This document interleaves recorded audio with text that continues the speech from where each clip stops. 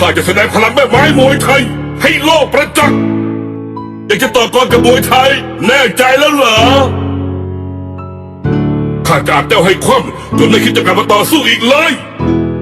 รอที่จะอัดหน้าพวกเจ้าไม่ไหวแล้วลองชิมดิดู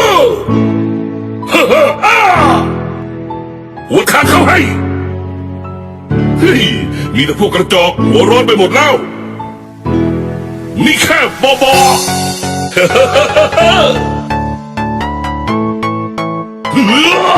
โดนน็อกซะแล้วเลือดนักสู้ในตัวข้ามันพุ่งพล่านสุดๆเอาคุณธรรมว้าวเสียบไปหนึ่งใครแน่ก็เข้ามาว้าวยกนี้ข้าขอแล้วนะศึกนี้ข้าจะกวาดเงินรางวัลให้เรียบ